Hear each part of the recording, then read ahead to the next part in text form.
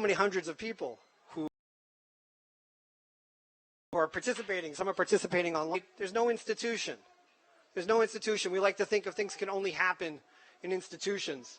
There's no institution here. The Torah itself is meaningful enough and valuable enough, and Rebbe has been meaningful enough and valuable enough for this to happen. You know, I walked into Kerem Yeshiva 40 years ago, about 2 weeks from now.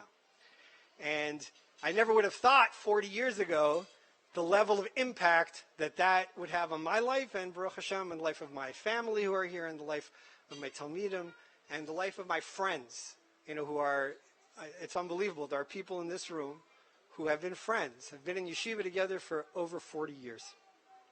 So on behalf of the Talmidim, I asked one of the oldest Talmidim, meaning longest Talmidim, not necessarily the oldest, but the longest Talmidim, Rav Moshe Leo, that he should share a few words with us.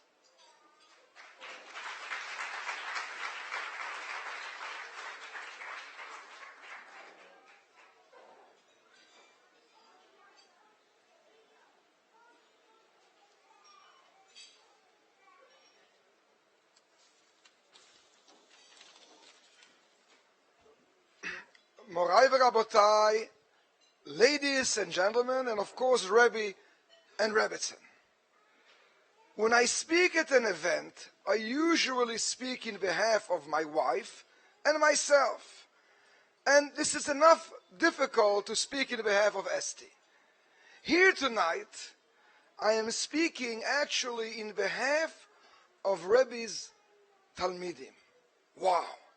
We are talking about hundreds of Talmidim throughout the past 40 and some years or so, who have learned directly in person from Rebbe in Toronto, Baltimore, San Jose, various places in Eretz Yisrael, as well as the many of us who are joining in the shiurim electronically from all over the world.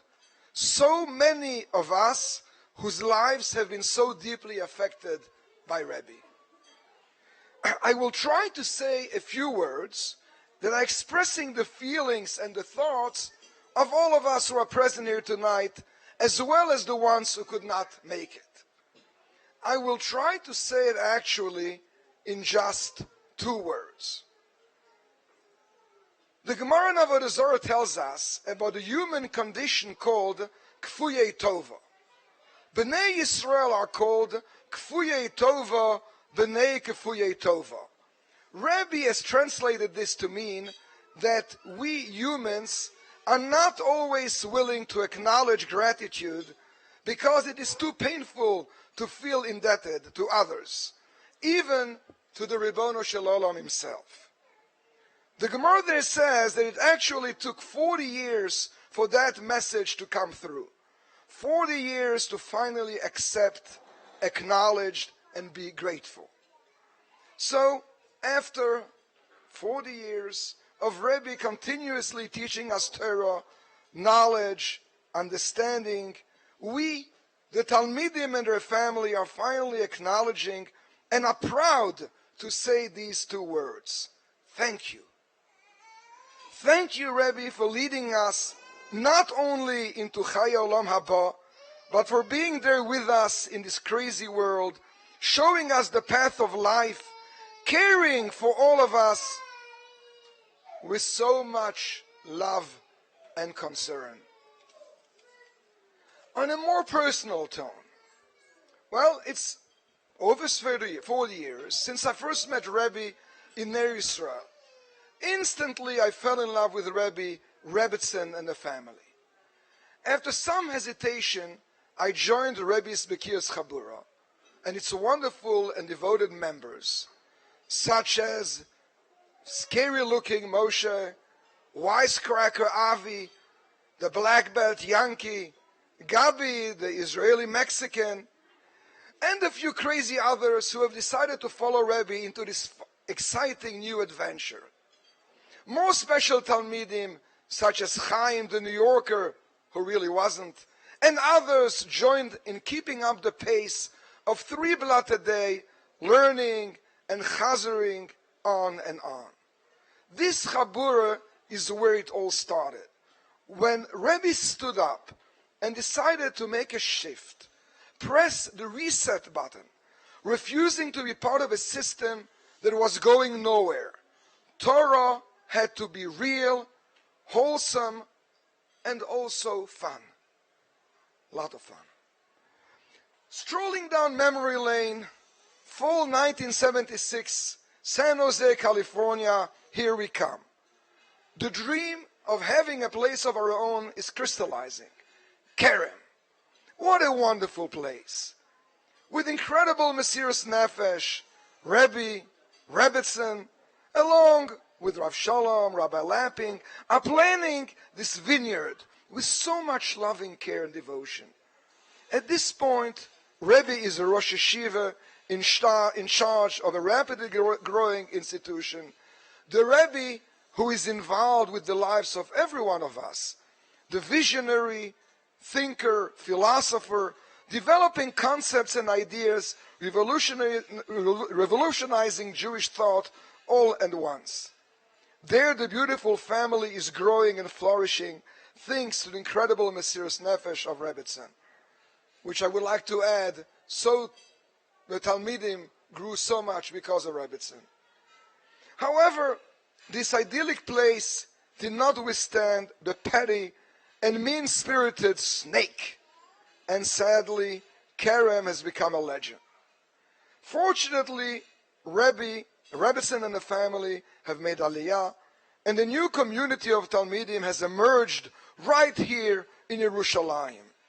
Talmidim who have to remind themselves constantly how fortunate they are. Indeed, we are so fortunate to live here in Yerushalayim, Ir HaKodesh, and be so close to Rebbe, learn from Rebbe, and be part of his vision. We would like to wish Rebbe and Rebbetzin a long and healthy life, full of naches, smachot, many, many years of learning, teaching, tending the vineyard, and brightening the Ner Yisrael, enlightening us, the entire world, ad bias hagoel b'meir of Yomeinu, amen.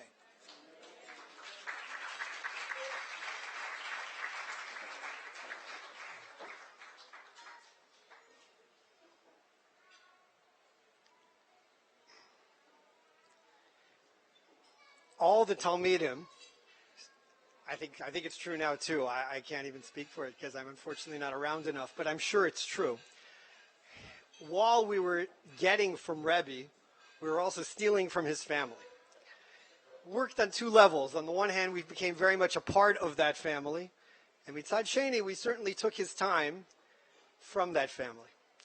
I have been zoche in the 18 years that I've had my own yeshiva, working very closely with my very close friend who I've known since he was a little boy, Rav Shaftel, and I asked him if he could say a few words on behalf of the family tonight.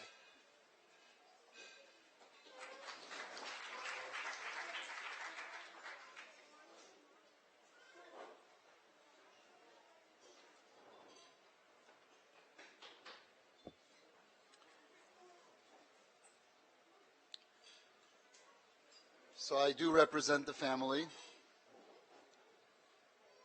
brothers, sisters, brothers-in-law, sisters-in-law, nieces, nephews. And although Rabbi Katz says that it's because he asked me to, based on our long relationship, we could be honest, and the real reason is because I'm just the oldest.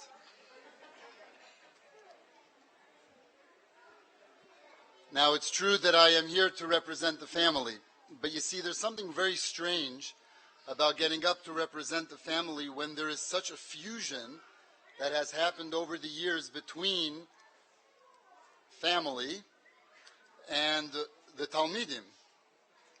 I'm not sure where exactly the delineating line is. Is Ramesh Eliyahu family, or is he a Talmid? Is Esti... She's not my sister? Okay. Ramesha Miller and Grizzy aren't family? How about Moshe Olshinsky and his wife? And I could go... So the line between family and Talmud has become, to me, so fuzzy that I think it would be more accurate to say that I'm just here to speak.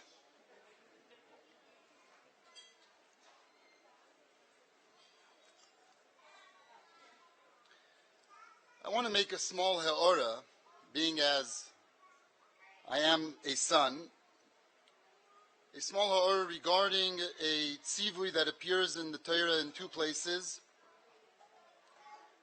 and yet the Beirei expresses it very differently in the two places. The first place is in Parshas Ve'eschanan, where the Beirei is mitzaveos v'shinantam levonecha v'dibarta bam. The second place is in Parshas Eikev, where the Beirei is mitzaveos v'limadet ha'maisam es b'neichem ledabir bam. And if you'll notice, there is a very big difference between the forms in which the Beirei expresses himself. In the former, he is giving a tzivui to the parent, v'shinantam levonecha, and then he's turning back to the parent and saying to him, v'dibarta bam, talking again to the parent. While as in the second place, the Beirei is saying, v'limadet ha'maisam es b'neichem ledaber bam, that your children should be the ones who are medaber bam. And this difference requires clarification. Why indeed would the Beirei express himself in what seems to be almost the same tzivui so very differently? V'shinantam levonecha is talking to the parent regarding an obligation that he has towards his child. V'dibarta bam is talking back to that same parent, and it is commissioning him with a directive. V'dibarta bam. While as later it is v'limadet ha'maisam es b'neichem ledabir bam. Why? Why would the Beirei express himself so very differently in that which seems on the surface to be the same tzivui? And the answer is based on the wording that the Beirei uses. In the former he says v'shinantam levonecha, and in the latter he says v'limadet ha'meisam. V'shinantam levonecha, as Rashi brings down over there, means sheyiyu divrei torah mishunonim beficha. Shemish'alcha adam, that if someone should ask you regarding what it is that you're learning, al tegamgem, there should be no stuttering and searching for the information. Rather, it is at the tip of your fingers. V'limadetem is to teach. In order for a child to ever be able to appreciate Torah to that degree, that he is going to actually put in the work to achieve a degree of vishinantam, he requires that the parent act to him as a representative of what Torah is. And so Memela, the Pasuk says, you want to be vishinantam levonecha? You want to see that fulfilled? Well, then you better be v'dibarta bam. You, parent, must be v'dibarta bam. You want to teach somebody something, it doesn't really make a difference. But if you want somebody to become a walking Torah, so that it is vishinantam, that the divrei Torah are mishunonim beficha, the only way that such a thing could be accomplished is if you are to him a symbol of everything that Torah could be, would be, and should be.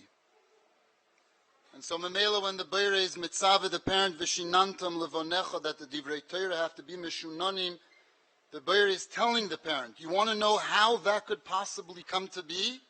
If v'dibarta bam, if you are medaber bam. While as when it comes to mere teaching, v'limadet ha'meisam es b'neichem ledaber bam. Anybody can do that.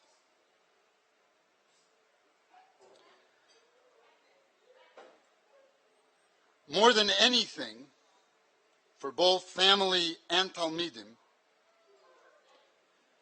we talk about the greatness of Torah, the broadness of Torah, the infinity of Torah. That concept that we appreciate as children and as Talmidim comes through what Abba has managed to present to us. All of us here, not only that which we know, but that which we envision, that's what we dream, everything that we aspire to, the idea of that Divrei Torah are so incredible that no matter where you're asked, you already have something to think about. The full degree of Vishinantam comes through the fact that Abba is V'dibarta Bam all the time. A walking, talking, never stopping thinking V'dibarta Bam. Any parent, almost any parent, could theoretically fulfill the obligation of Ilimadet HaMeisam as B'neichem. But only unique parents can fulfill the obligation of Vishinantam Levonecha, which comes to a V'dibarta Bam. And that Abba has done for his Banim, Karti Mashma, all of his family, and also for all of his Talmidim. And that, I believe, is the secret to this, that all of the Talmidim and all of the family are able to see things so huge, so big, so vast, so great. It comes through the fact that Abba is a constant V'dibarta Bam. V'shinantam levonecha V'dibarta Bam. Everybody is familiar with the famous medrash that says that before HaKadosh Baruch Hu agreed to give Klal Yisrael the Torah, he asked them who is going to be the guarantor for the transmission of the Torah, and that Klal Yisrael responded that our children will be the guarantor. Our children are arevim, that the Torah shall be transmitted. But there is a less well-known medrash, which appears in the Pirkei Rabbi Eliezer, that says as follows. When Hashem told Moshe Rabbeinu to present the Torah to Bnei Yisrael, so Moshe Rabbeinu was going to go to the men. So Hashem said to him, and these are my words, of course, don't waste your time with the men. Just give it to the women. And if the women will accept the Torah, then the men will automatically follow. Now, I don't want to get into all of that.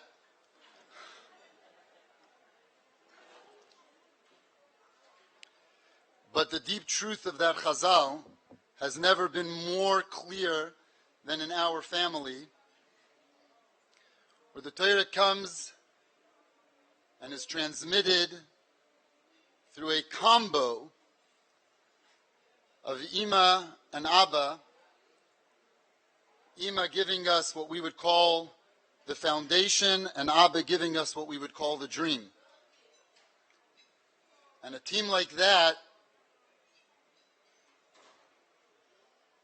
which supplies the child not only with a foundation, but also with a dream of greatness, is an unbelievable partnership. And so again, family, Talmidim, I don't know the difference, and I don't think that there is a difference, have all benefited from this combo, where Ima has been the founding mother, as we call it, while Abba has acted the founding father. Vishinantam levonecha, Chazal say, vonecha elu talmidecha. The dibarta bam has been true both for Abba and for Ima. Today we gather to be Mekayim a mitzvah.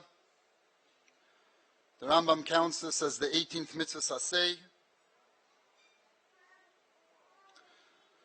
that the Beir was mitzvah us to write a sefer Torah. And interestingly enough, the Rambam gets off on a weird tangent. And he starts talking about Afal Pishe Nichulei Avesav Sefer Torah. I don't mean it that way. I'm just talking about the Rambam. Yeah. That Afal Pishe Nichulei Avesav Sefer Torah, the idea of writing a new Sefer Torah, etc. For me as a child and as a Talmud, and I think I speak here for all the family and for all the Talmidim, it has been an unbelievable experience to be able to be involved in the kiyum of this mitzvah for Abba, one that makes me very, very emotional. And I want to close by giving a bracha to all of us, that Abba and Ima should be zeicha to use the sefer Torah for many, many, many years to come, and to transmit it further. V'shinantam levonecha, v'dibarta bam, v'limadetam eisam es b'neichem, b'nei banim hareim kebanim, v'dailach kima beremiza, and that all of us should be zeicha to bring that sefer Torah up with us to the Beis Hamikdash, like the Gemara says, that everybody would bring their sefer Torah and show it off, to see what a beautiful sefer Torah. And there's no question in my mind, just based on that Sechaim alone, that Abba would win hands down.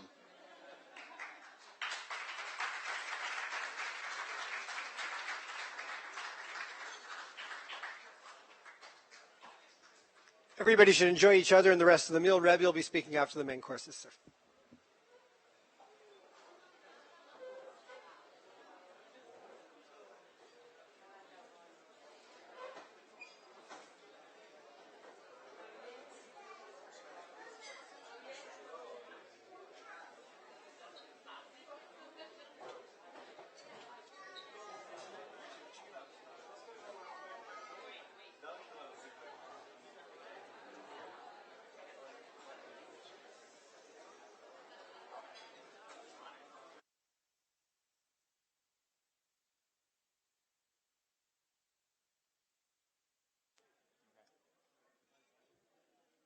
One, two, 1, 2.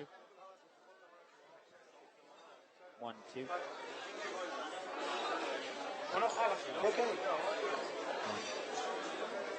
So if anybody wants to log on to the Hangout, this way they can be seen at the dinner. You can log on to the second link that was sent out by email. On the second link, you will see 3 different Hangout links. Each Hangout link is to another computer at the event. Please log on to that link. This way you can be seen at the event. And say hello to your friends and your Rebbe. Thank you. Hold on. Hold on, hold on.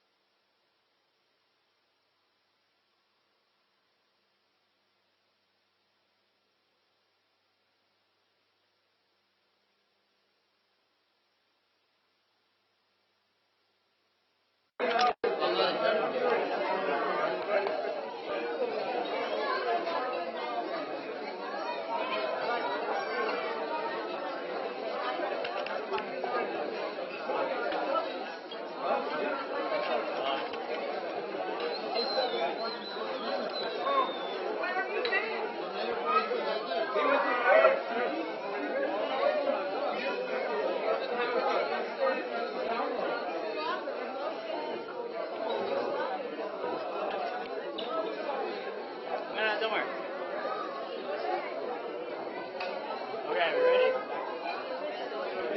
Okay, one. Look at one. Two. Wait. And another one. Back. Like that.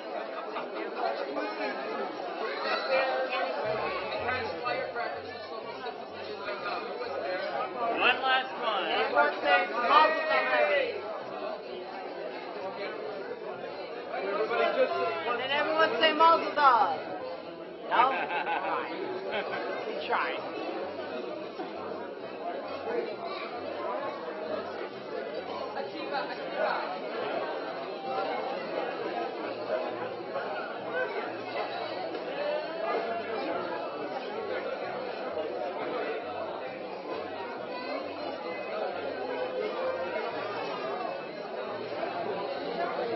No one's logging on. I know. Gotta get more Willie to get people log on.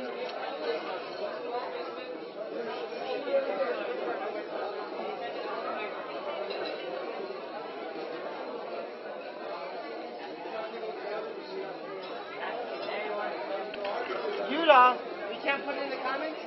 I did.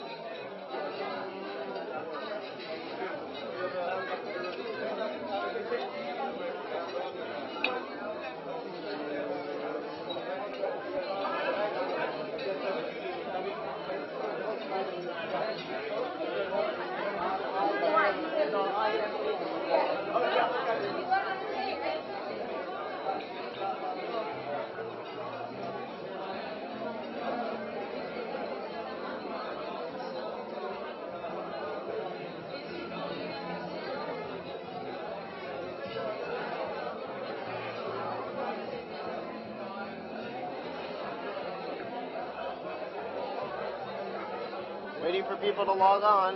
Screens are set up. Oh, waiting for people to log on. What? We told them to get and log on.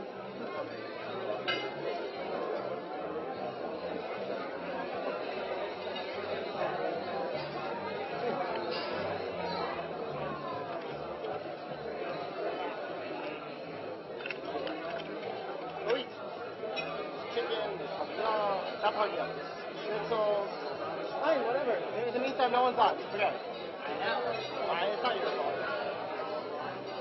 What did I just do?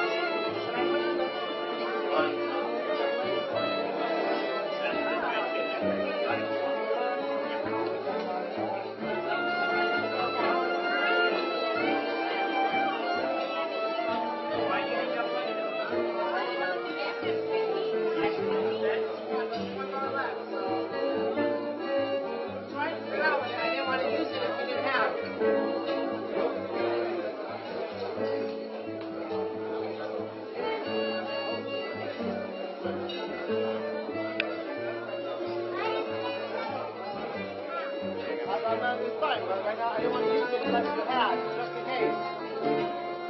So hold them now. No, here. Put it by you. No. Oh, that was another one of the daughters. Huh? That's another one of the daughters.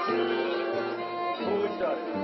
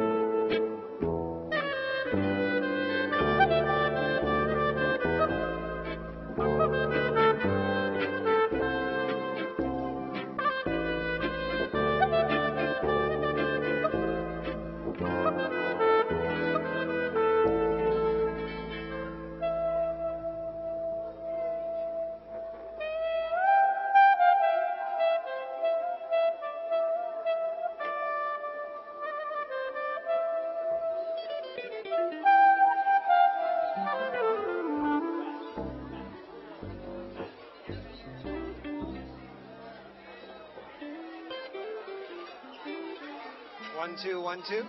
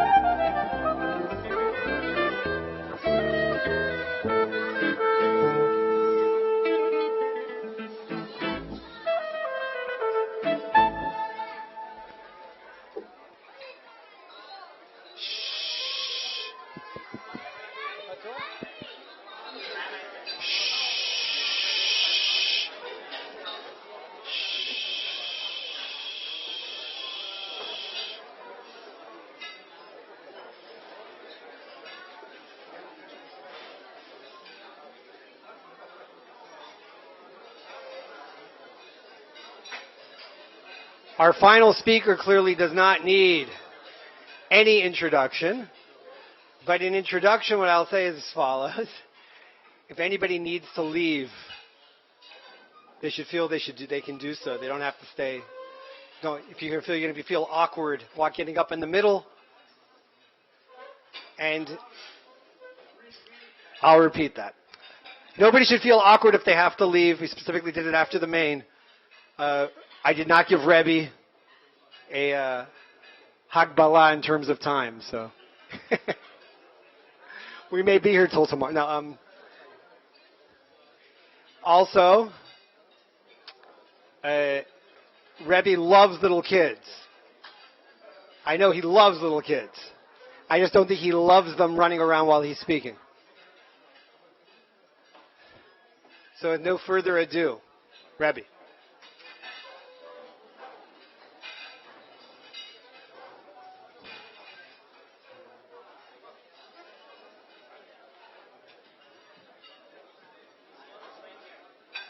Oh, Tziona is here. You said you didn't get the link.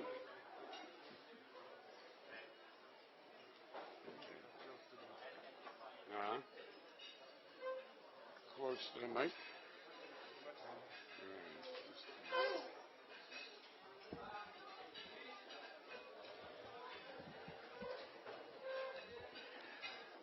As you know, I'm not used to speaking from such a distance. Usually the Divrei Torah are much more intimate, so this is a bit difficult for me. But I really want to repeat first what Rav Aaron mentioned. Anybody who feels a need to get out of here on time should please feel very much free to leave. I always say that before my Fidel Castro style shiurim. This is well known. So please do not feel that you have to sit, especially when you have children that have to be taken care of. It's perfectly appropriate and wonderful to leave when you have to. And for those few diehards that may still be here at midnight and so on, maybe we'll break out another dessert.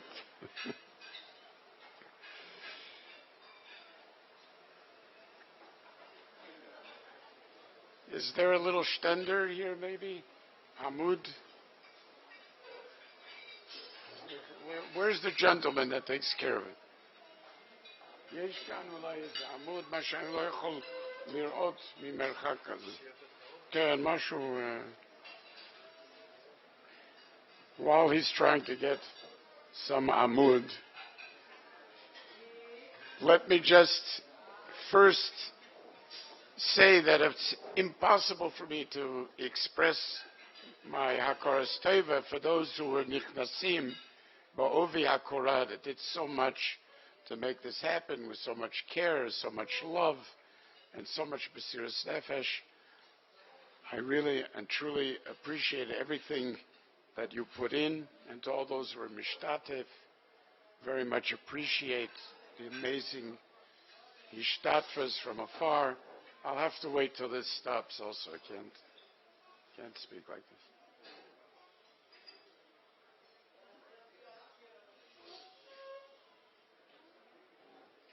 If there's someone that can speak to staff and tell them I just can't go on here.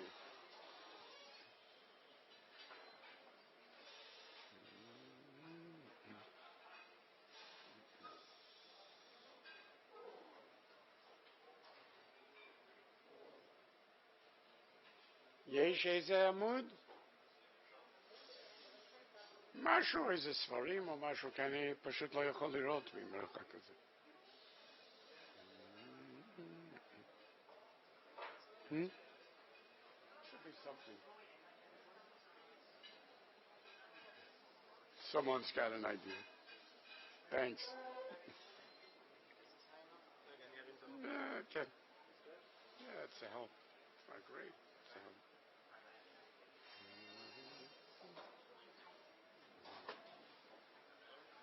Yeah. It's better. Thank you so much.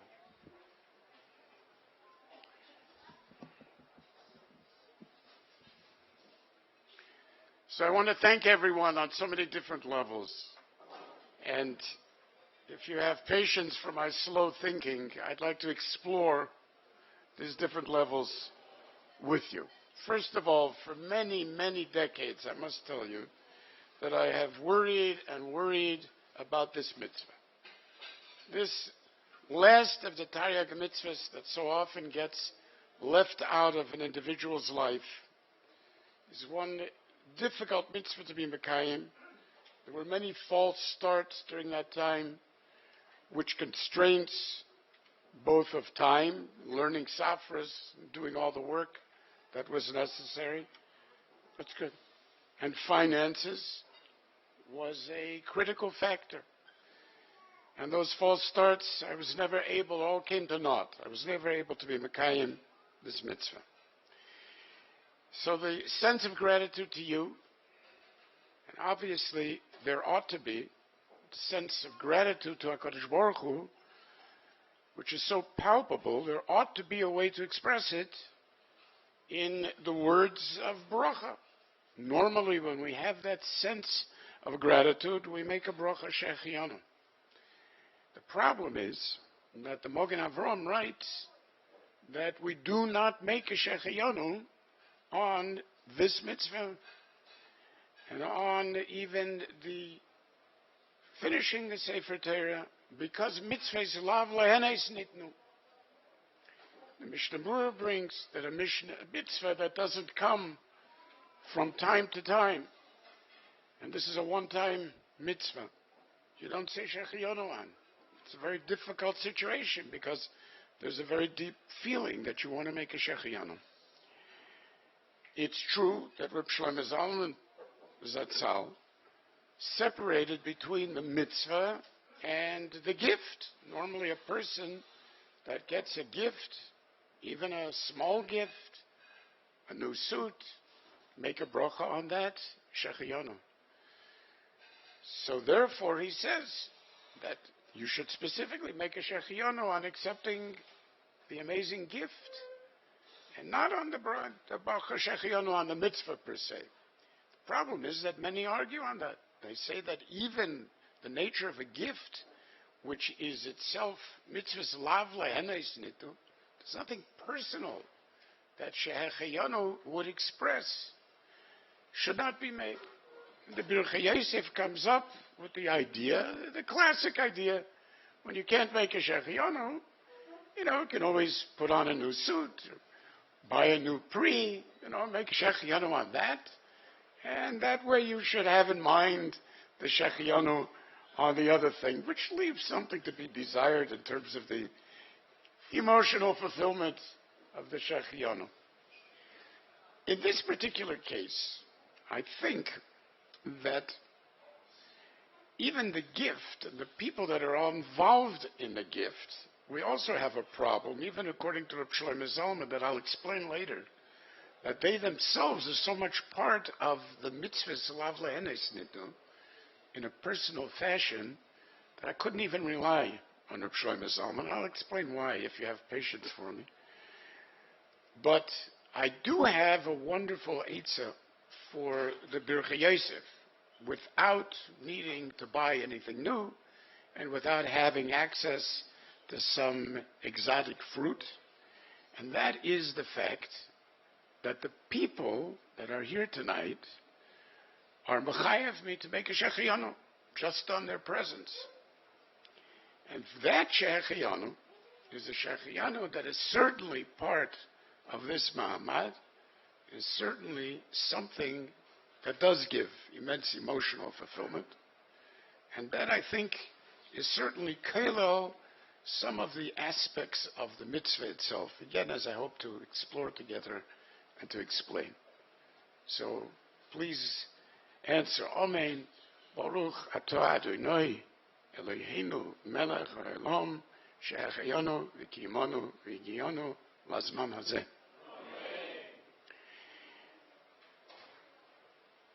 Clearly, I mean, that's the fact that there's no shechianu.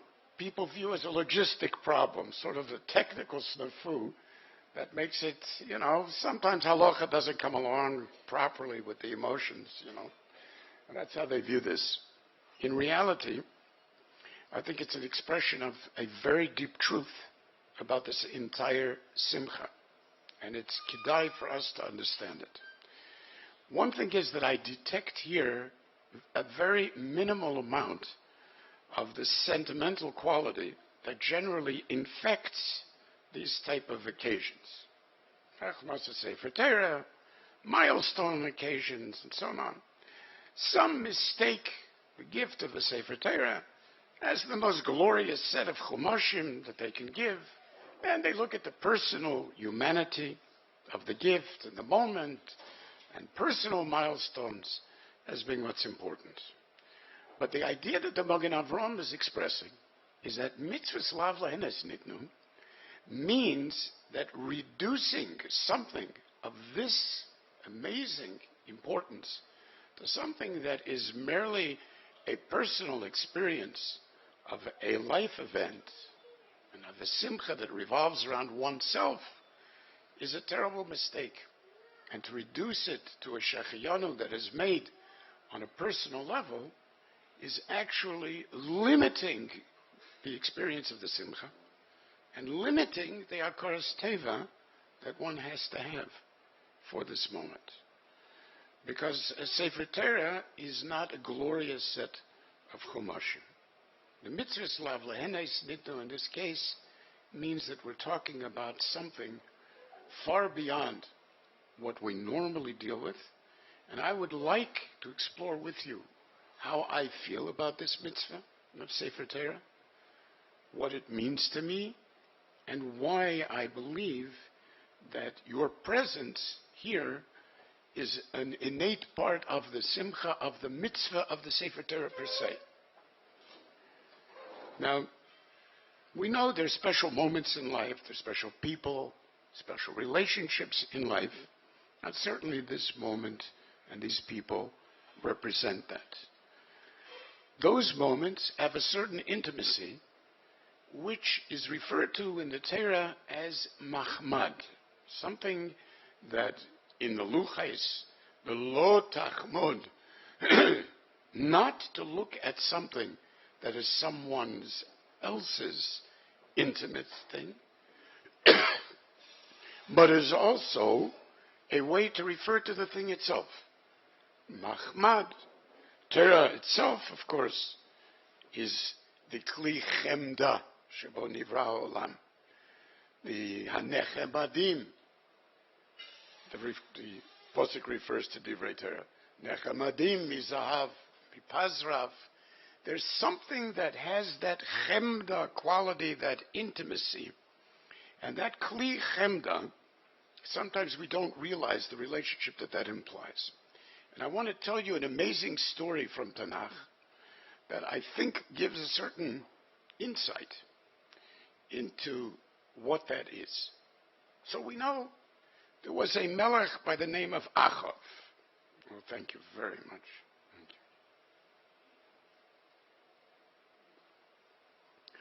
you. Achav was a melech for 22 years. Achav was a melech, the Gemara says, was one of the only 3 malachim in history that were melech bekipa. And according to other midrashim, Achav, Shlomo HaMelech was the 4th melech, who was melech misefei lamat sefei, and Achav was the 5th. And these are the only malachim from Klal Yisrael that had that thing. The Torah says, "Rak lo haya ke'achav asher itbaker lasot hara b'nei Hashem." There was never anybody who sold his soul to do that which was evil in the eyes of Hashem, and yet he had an amazingly successful malchus. And the question the Gemara asks is, where was he zeicher the 22 years of such successful malchus, in which, historically speaking, we find Achav's presence and soldiers of Achav present in the furthest reaches of civilization at that time, way beyond the borders of Eretz Yisrael. Shocking geopolitical presence that is confirmed by documents that are found in places where no one would ever expect it. What in the world gave them this chus? So the Gemara asks this kasha. The Gemara gives, Rabbi Yochanan in the Gemara gives it a beautiful answer. 22 years, where did those 22 years come from? So before we listen to the Gemara, let me read to you from Tanakh the story, because the story is so shocking. There was a fateful moment, a desperate and fateful moment that defined the life of Achav and that defined his malchus. And that was when Ben-Hadad, who was the king of Aram, got together 32 allies to be able to attack Achav. So he and 32 allies from all over the world mounted a massive attack on Shomron, and it was an attack that was absolutely impossible to conceive for Achav to be able to do anything about. And it was clear that that was the case. And so it says, Vayishlach malachim alachav melech Yisrael ha'ira. He sends messengers to Achav. And he says, Ko amar ben Hadad, let me tell you my terms. My terms are, Kaspecha, Zahavcha, Lihu. Everything you own is mine. Nashecha, your wives, Banecha hatovim, Lihem. Do we have an agreement that your families are mine? Vayan melech Yisrael, Vayomer kidvorcha adonai hamelech. Can you imagine the horrific situation? Yes, sir, my master the king, it is true. Lecha ani v'chol asher li. I am yours. Everything that's mine is yours. And so they came back after they reported to Ben-Hadad, and they said, Ko amar Ben-Hadad lemor. Okay, then we have an understanding. Ki shalachti elecha lemor kaspecha uzavcha nashecho v'necha lititein. And we're agreed on that. So tomorrow I am going to send my representatives and take what I like. Ki im ke'et machar, eshlach et avodai elecha, v'chipsu et beitcha v'et batei avadecha. They will go through every home that they want to. Vayakom machamad einecha. Everything that is a chemda in your eyes, yasimu biyadam, will be put in their hands, and they will walk away with it. It sounds like that's what he had agreed to. Vayikram melech Yisrael kol ziknei haaretz. He makes a massive conference of all of the Zikanim. Vayomer de'una ura'u, something is wrong. Ki ra'ah ze mevakesh. Ki shalach ilai, the guy asked me yesterday, he said he's going to take my wife, he's going to take my kids, he's going to take kaspi v'zavi v'lo manati mimenu, and I said, go right ahead. And now, what more does he want? Why does he say, Kol machamad einecha? What is he adding with machamad einecha? Vayomru elav kol hazekenim v'chol ha'am al tishma v'lo toveh. Forget about it. Do not listen. What do you mean, do not listen?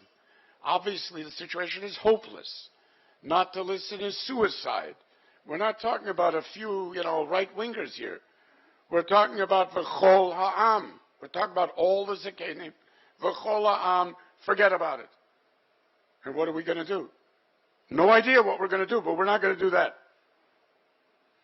And so, famous story of the Vayomer LaMalachei ben Hadad, I'm sorry, Imru la'Adoni HaMelech, you can tell my master the king, Kol asher shalachta lavadecha b'rishona eseh. Everything that you said, the first message, I am willing to do. But this, hadavar hazeh, lo uchal la'asot. I simply cannot do this, and that's it. So it's total war. Says Rabbi Yochanan, why was he zocher to 22 years of Malchus? Because what do you think this Machmad Einecha was? What could possibly be Machmad enough? There's only one thing that could possibly be more valuable than his wives, his children, his money, everything that he felt was valuable. It's got to be the Sefer Torah. So because mipnei shekibed et haTorah shenitna be-22 otiyot, it's because there's 22 otiyot in the Torah, therefore HaKadosh Baruch Hu did a nes, gave him the entire victory because he was mechabed the Torah. Everything that had been said before was not machamad. His children were not machamad enough. His wives, his heirlooms, everything that he had was not machamad. But this, says Rashi, this is hanechemadim mizahav mipazrav, has got to refer to the Sefer Torah.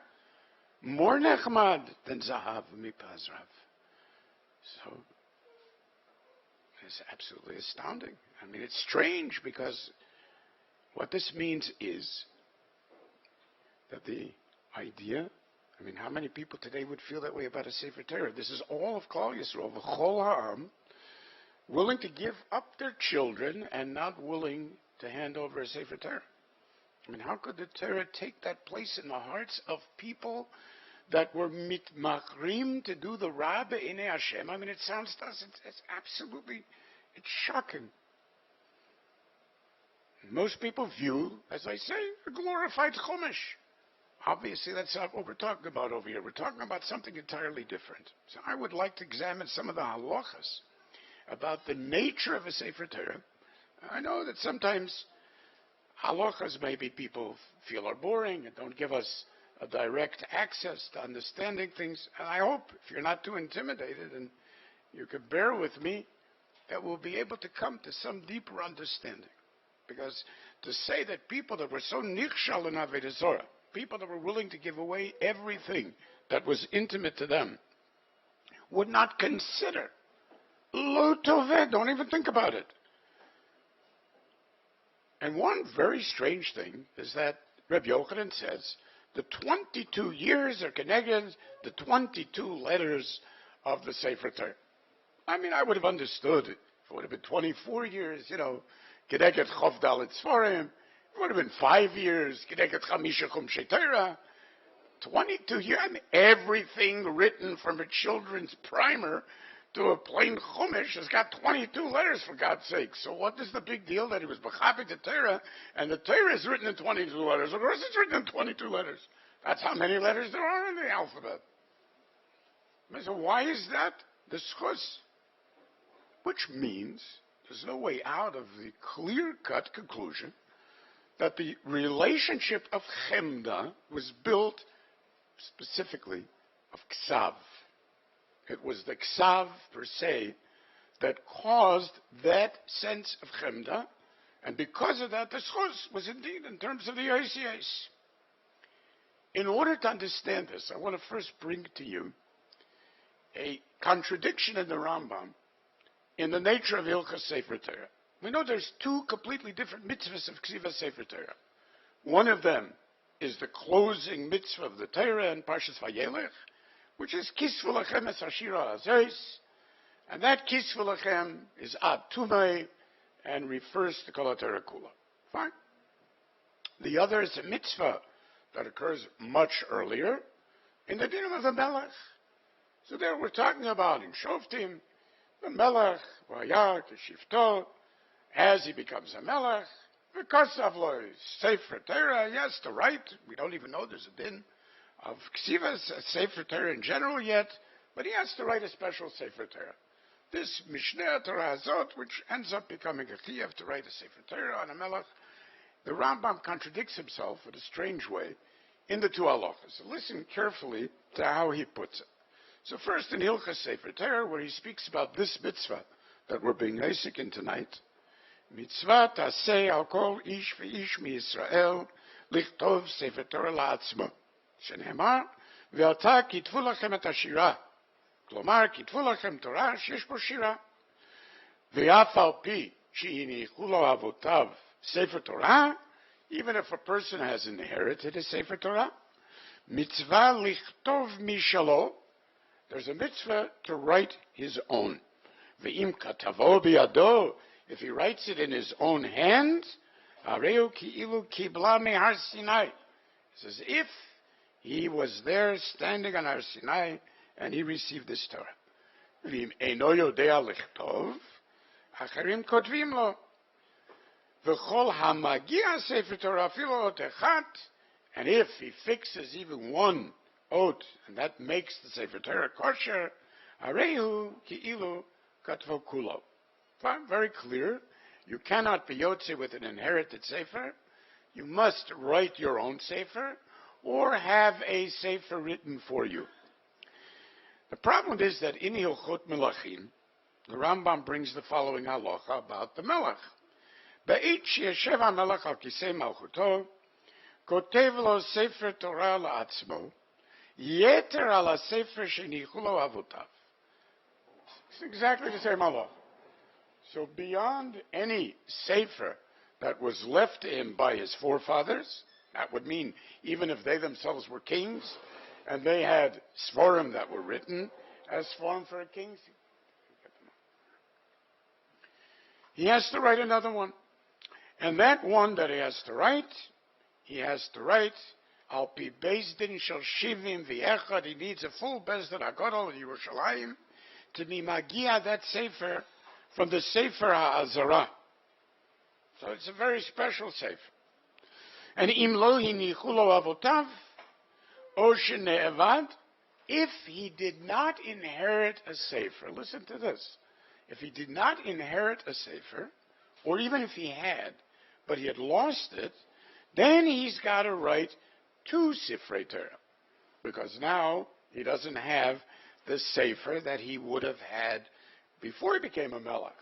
Of course, the problem is that wouldn't have helped him anyway, because the Rambam said before that if he had a Sefer as a Hedyot, no Hedyot is Yotze with a Sefer that he nichol avotav. Nobody. And here the Rambam is saying, if something happened to the Sefer shenichol avotav, then he has to write Shnei Sifrei Torah. Echad minicho bebeit knazav, one of them he puts into his treasure house, because hu mitzuveh bo kekol echad miYisrael, he's no different than anybody else. Everyone has to have a Sefer Torah. V'asheni, the special Sefer of the Melech, lo yazuz milfanav, has to be in front of him at all times. The only time is when he's not allowed to, but otherwise, Yotzei la milchama v'hu imo, nichnas v'hu imo, yoshev bedin v'hu imo, mesa v'hu kenegdo, shene'emar v'ayta imo, V'karabo kol yemei chayav. Right? So the Kesef Mishnah asks the obvious kasha. He says, V'yesh li t'moa al Rabbeinu. Doesn't make sense what the Rambam is writing. Because it's pretty clear, Shenir emi dvarav, pretty clear that he's saying, She'imi niach lo aviv sefer Torah, that if in fact he did have a sefer Torah which he inherited, eno chayav lichtov ela sefer Torah echad. Then he only has to write one sefer. But that's a contradiction. V'ha'af ha'edyot eno somech al sefer Torah sheniach lo avotav. Because nobody is yotze the mitzvah, even as a hedyot, not a melech, unless he writes his own sefer. So what's the difference whether or not he had inherited a sefer? Makes no sense. So the Kesef Mishnah says, look, this is a very difficult problem. Yesh litchok. We can really push. Doesn't seem to make much sense, but we could say, Yesh litchok velomar, Sh'Rabbeinu mefarish techish shani lo tzrich l'shtei torot. When the Gemara says that the Melech has to write two Sifrei Torah, what it really means is hachikama. That when it says by the Melech shelo yitga'eh b'shel achirim, which is mashma dover says miyuchad b'Melech, really is only b'Sefer Torah shechayav ha'Melech lichtov nosaf ha'lehedyot. However, the Sefer Torah that he, the Melech, was chayav b'din hedyot, he, specifically because he's a melech, can rely on the inherited sefer. Why? Because a person who is not a melech, who relies on an inherited sefer, it says the Kesef Mishnah, will never write a sefer. But a melech, even if he relies on the single sefer that he inherited as a hedyot, at least he will be mekayim a mitzvah of k'tivah sefer Torah as a melech. And that's enough. Now, obviously, that's a very, very schleppy kind of svara. Where does he get that from? Where would the Rambam know such a thing from? And Lamaisa, I mean, the Mefarshim say, look, the Rambam must have had a hidden source. Maybe there's some brisa somewhere that we don't know about. I mean, why in the world would somebody say such a thing? Seems very mysterious, really. So let me suggest, first of all, an easier way of seeing it. Because there's, I think, a very simple way. And the simple way is based on the Rambam's own words, in which he introduces the mitzvahs of Ksiva Sefer Torah at the beginning of Hilchos Sefer Torah. And you know the Rambam, before every halachot, makes a list of the mitzvot in those halachot. So he's talking about Lios Tefillin al Arosh, and so on and so forth.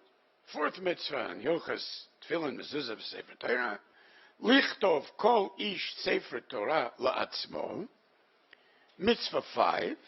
Lichtov ha'melech sefer sheni la'atzmo. Kedei shiyu lo shnei sifrei Torah. Now that is obviously saying something very simple. A melech needs to write a second sefer Torah. He does not need to be mekayim the mitzvah of Ksiva Sefer Torah twice. It's as simple as that. Why does he need to write a second Sefer Torah? The first Sefer Torah could have inherited. He just needs to have a Sefer Torah. The reason that the Melech is mitzvah to write a Sefer Sheni Kedei Shielo Shnei Sifrei Torah is very simple.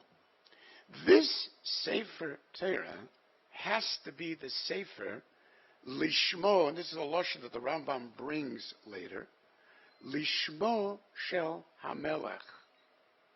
It cannot be written like a normal Sefer Torah.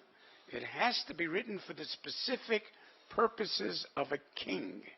The problem is that a king has no personal needs, because lesle mi gar me klum. That which defines Malchus, as we know, is that it's beyond any personal issue. If he needs this sefer as his first sefer, it's not the sefer of a melech. If he writes it as the sefer of a melech, then he's yotze, the specific chiyuv of the sefer of the melech. If he has a sefer, then he doesn't need a sefer. He needs to write a sefer.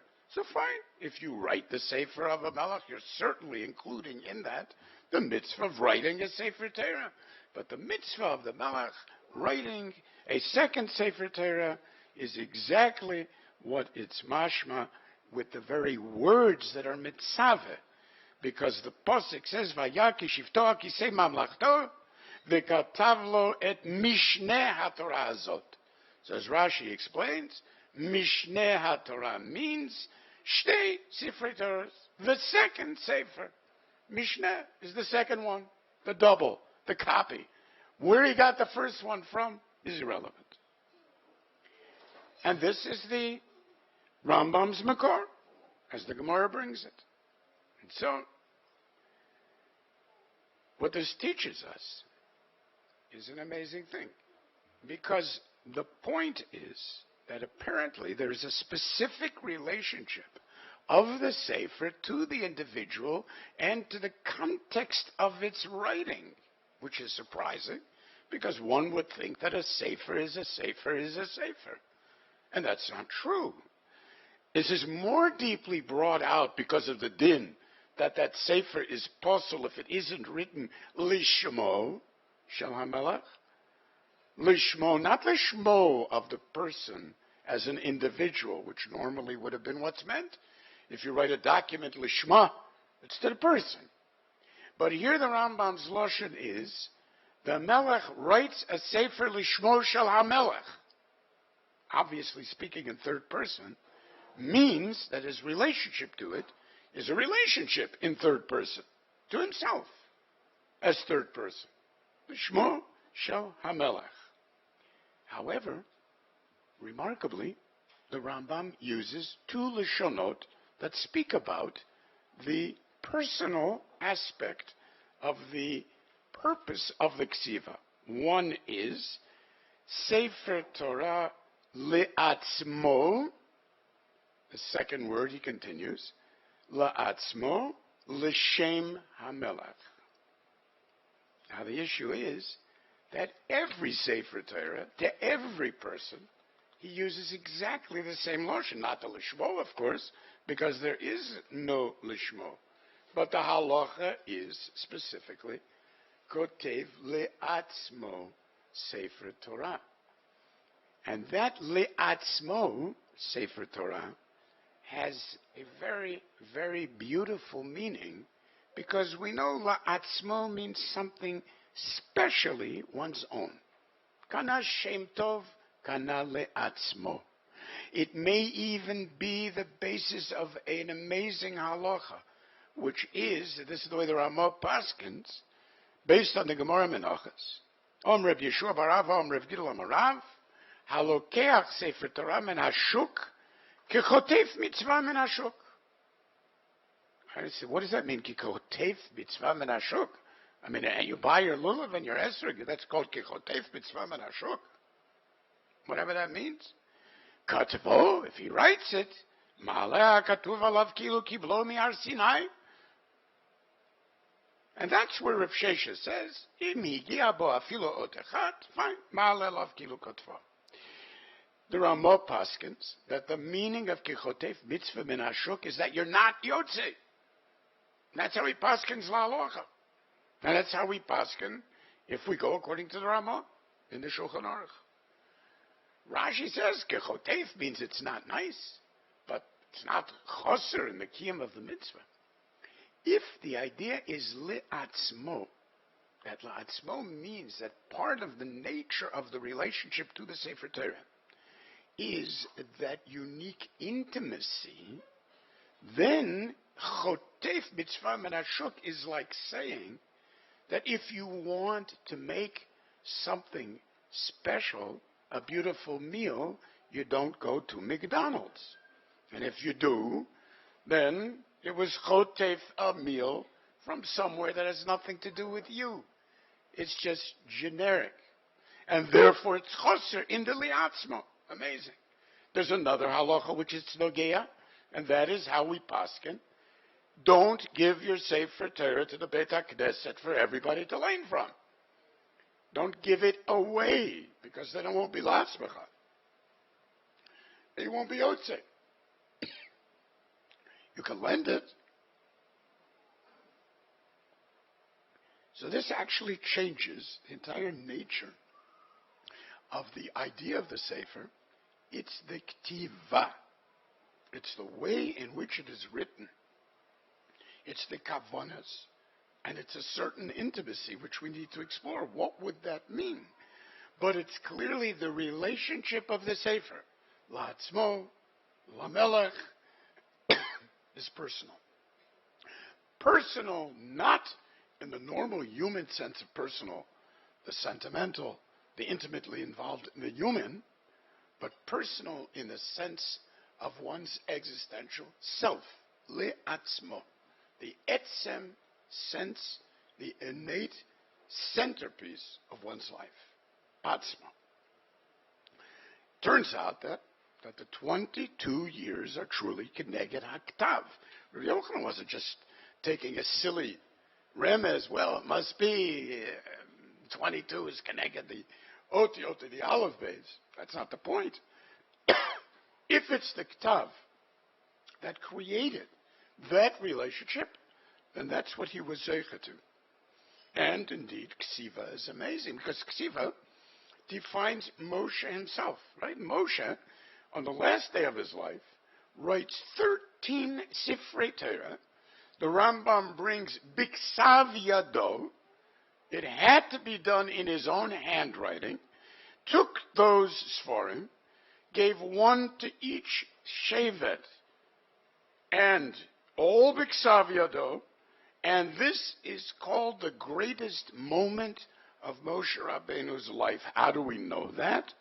Because the Gemara in Sotah speaks of what happened on the day that Moshe Rabbeinu was nifter, and what statements were made in the Shamayim.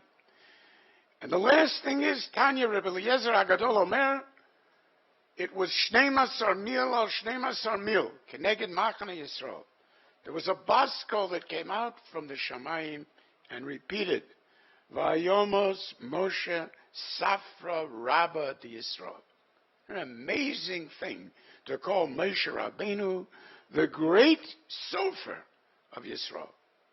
And that, says the Maharal, this is Dover Zehu HaMadrega Achrona Shel Moshe.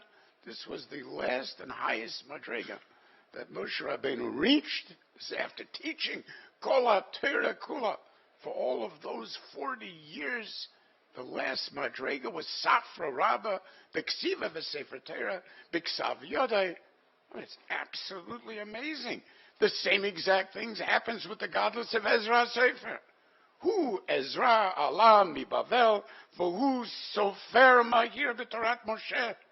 Therefore, says the Gemara, that pasuk teaches us that Ezra Sefer could have given the Torah ilmalei Moshe shekadmo. The problem is Moshe came first, but clearly he had that darga. Tanya Rabbi Yossi Omer, Ro'ui haya Ezra shekinatan Torah al yado ilmalei kadmo Moshe. How do we see that? Same lashon in the pasuk. Moshe Allah el Elohim. Be'ezra Omer Ezra la mi Bavel. Ma aliyah amur kam Torah. Af aliyah amur la'alan Torah. And by Moshe it says, Oti tziva Hashem ba'it ha'id lelamed etchem chukim u'mishpatim. What does it say by Ezra? Ezra echin levavo lidrosh et Hashem, lidrosh et Hashem, la'asot v'lelamed Yisrael chok u'mishpat. And then the Gemara says the most astonishing thing, a crazy thing. The Afalpi Shalom Nitna Torah al Yado. It's true that there was a logistical problem of his being the one to give the Torah, and that was the simple fact that Moshe was older than he was. So Moshe came first. So he got there first. Okay. But nonetheless, basically he did the same thing. Why? Because haktav nishtana al yado. The tzurat haktav, the ktav ashurit, which is merumas in the same words of the din of the ksiva of the Sefer Torah, et mishneh haTorah hazot, Mishneh Torah, says the Gemara, means ktav hara'ui leyishtanot.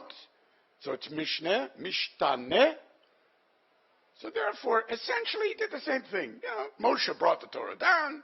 Ezra changed the ktav. So even though he didn't get to give the Torah itself, as if the tzura of the otiyot, of the ktiva, is the equivalent of the safra rabbah, the Yisrael, and the actual taking the sefer Torah from HaKadosh Baruch Hu and being Yisrael. And this is why Talmidei Chachamim, I need it anyways, what can I do? Take a chance. Talmidei Chachamim are called Sofrim. Why are they called Sofrim? Lama Nikru Sofrim. Shayu Sofrim called Otiyot Shabbat Torah. They would count, literally count, all of the Yosyas. And that's why we have in the Mesera, Vov, the Gachon, is Chetzon Shel Yosyas Shel Sefer Torah, Dorosh, Dorash, Chetzon Shel Tevot, V'yit Galach, Yechar Semen HaChazir Miyar, Ayin of Yar, is Chetzon Shel Te'il, and so on and so forth. So that means the entire Chashivas of Talmidei Chachamim, Divrei Seifrim. That idea comes because of their chavivus of the ksav of the Torah, that they would actually count the oisiyos in the sefer Torah. Absolutely amazing. And that means that the way, the remez that we know, that Yisrael, as we're told, Mishom Roya Even Yisrael, that Yisrael is gematria, it's a notrikon. Yesh Shishim Ribu Otiyot La Torah is Yisrael. So that there's a shirish of the neshama of each of the Dor HaMidbar as the mokar of Yisrael for the generations in one tzura of an os in the Sefer Torah. And the fact is, of course, that the perfection, the amazing perfection of the Ksav is the essence of the Sefer. Otherwise, it's barely usable. Listen to this halacha. I mean, it's a little bit crazy. You have a beautiful Koren, Chamisha Chumshei Torah, with even the tzura of the daf from the Sefer Torah. Perfectly muge, not one mistake. Everything, every choser, every yeter, every tzuras haparsha, every tzuras shira, absolutely perfect. Exactly the same content. Printed, written, but written without kavanah l'shem this mitzvah, or with the wrong kavanah. Not only is it not a machmad einecha, not only does it not have any relationship to you, but, as the Rambam says, that if any one of the 20 issues which can passel the ksav of the Sefer Torah takes place, im nasa bo echad mehen, hareu kechumash ben hachumashim, that can be used for school children's books. Shemlamdim b'hem tinokot, ve'en bo kedushat Sefer Torah, forget about the kedusha. You're allowed to become, after all, kids can't be expected to lug around a Sefer Torah to school, so we allow them to carry these chumashim. But don't use it for anything else. I mean, certainly, ein korinbo barabim or anything like that. I mean, it's, you know what type of mistakes we're talking about in the Ktav, you know? I mean, mistakes that you need a magnifying glass to pick up on, you know? Mistakes where a little tiny piece of ink of one oat touches another. Mistakes in which the normal size of the letter is missing a little bit of ink, which we filled in today. An extra letter here and there that makes absolutely no difference. You spell something with a vav, you spell something without a vav, it's read exactly the same way. Slightly too much distance between two letters that might make it look like it's in two separate words rather than the standard. And then there's things that even a magnifying glass is not going to help you one bit. And that is, you wrote B'Shem Hashem without the proper kavanah. You know? Or someone who was an apikoros wrote the Sefer Torah. Didn't have the right attitude. It's a chumash. Anything that's different, it's a chumash. So the perfection of the ksav, people think Torah shebiksav means the written Torah. That's not what it means, as the Zohar points out. If that's what it meant, it would have said, exactly as it says Torah Shebal Peh, it would have said Torah Shebal Ktav. Why does it say Torah Shebichtav, says the Zohar? It doesn't say Lo Yikre Al Haktav, Ela Shebichtav. Dekaima Bichtav. It exists only inside those letters. Ve'ahu Chtav it avinei chola legabe. Those letters become a heichal that contain the sefer Torah within them. It exists within that heichal, and there it is shaped, there it is cared for. Ubegen kach, that's why ikri Torah shebichtav velo al haktav. So we're talking about an entirely different vision than the way we normally understand the meaning of a sefer Torah. And then the beautiful Gemara in Masechet Shabbat, in which Rabbi Yochanan explains, what does the word Anochi Hashem Elokecha, what does Anochi mean? Why doesn't it just say Ani? Anochi had to be said because Anochi stands for the words Ana Nafshi Ketiva Yahivat. I, with my soul. That's the real meaning of Atzmi, is Nafshi. In Aramaic, Le'atzmo is Le'nafshoi. Ana Nafshi Ketiva.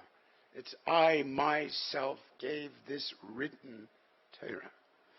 And that means that the entire pnimius of the nefesh, ha-nefesh ha-netuna betoch ha-ktav, as the Noam Elimelech says, many Sforim talk about that idea. That's the beautiful pshat that you can, it's very interesting, Likutei Halachos. I love the strange things that the Likutei Halachos brings. But it brings such a fascinating thing, that graphology is based on that. Because he says, look, it's Ayidei HaKtav Yecholim Lahakir HaNefesh Upnimius Shoresh HaNefesh. You can recognize the way things come out in Ktiva, the most intimate insights into the actual soul of the person. So let's look at the centrality of Ksiva. We have the fact that if you write it, it's Ke'ilu Kibla Misinai. It's the fact that the word Mishnah Torah can either mean a Sefer Shel HaMelech, or it can mean Ktav, that is Mishtaneh, which means that it's a juxtaposition to the Etzem Torah itself. The fact that Moshe had to write all these Sforim in his own hands. The fact that giving over a Sefer Torah in his hands to each of the Shevet was Mechayev that Shevet, specifically because of that. L'Deres, the Madrega of Safar Rava. The fact that HaKadosh Baruch Hu speaks about Anochi in this sense, the Ana Nafshoi, that this is the Sherish of the Pnimiyos of the Torah.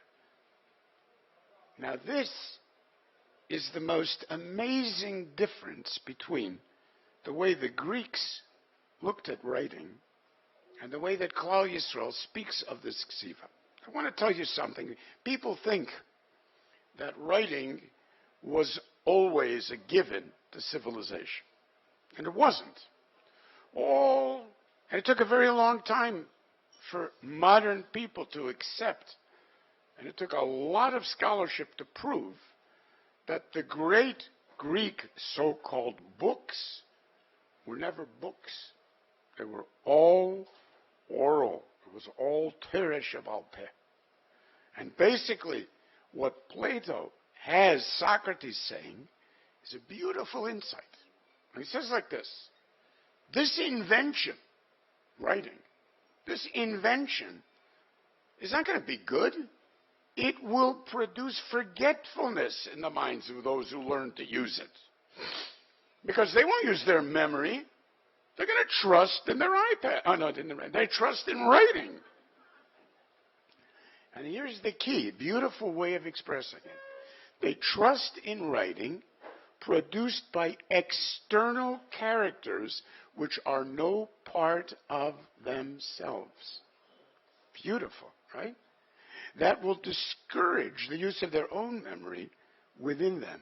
You have invented an elixir, not of memory, but of reminding. You hear the insights, the difference? This is not memory. This is reminding. Big deal. Memory is something internal. Reminding is a little notice that your secretary sends you, or a little note that pops up on your cell phone. You offer your Talmidim the appearance of wisdom, not true wisdom. Oh yeah, they'll read many things without a Rebbe, without instruction, and therefore they will seem to know many things when they are ignorant and they're hard to get along with. Understand the interrelationship, but they're not. Since they are not wise, they only appear to be wise. Amazing, right? So it's totally external, and that's the problem. Whereas to us, as we just saw, it has the potential to be the expression of the nefesh itself in the deepest way. I mean, look at the difference between a Chumash and a Sefer Torah. The difference between just the information and a living presence. You want to hear the way the Rambam beautifully describes this living presence in two separate halachas, which are very different, and we need to see why they're different. Mitzvah leyached leSefer Torah makom. First of all, you need to provide a place, an orain, for a Sefer Torah. Ulachabdo, ulahadro, yoter midai. Beyond anything normal, to be machabed, to make it beautiful, like our Sefer Torah. Why is this? Dvarim shebeluchot habrit hein besefer. What? Every Chumash has the Luchot Habrit written in it. That's not the point. The Ananafshoi Ktiva Yehivat. Only that appears in the sefer that was written in that ksav. It doesn't appear in the Chumash. The reminder appears, yes, but not the thing. But the sefer has those luchos habris. Were those luchos habris put inside of an orain? Then that sefer has to be put inside of an orain. It is the luchos habris. That's first halacha. Then comes a completely different halacha. Amazing.